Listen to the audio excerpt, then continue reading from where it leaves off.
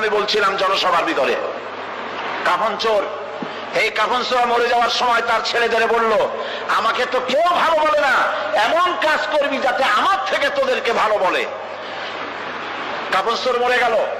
এরপরে কাফন চোর আর ছেলেরা চুরি করতেছে, কেউ আর বাপেরে ভালো কয় না, ও ছেলেরা বাপও চুরি করতে, এরাও চুরি করে।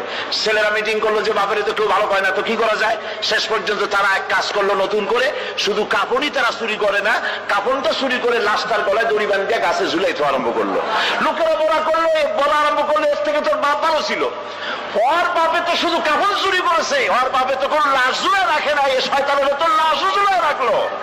আজকে জাতীয় কথা বলতেছে, শেখ মুজিব তো তার মেয়ের মতো সাইকুল হাদিস গ্রেফতার করে নাই, মাদ্রাসা বন্ধ করে নাই, আমাদেরকে অত্যাচার করে না। এই মুজিবের চাইতে নিকৃষ্ট বেহায়া তার মেয়ে।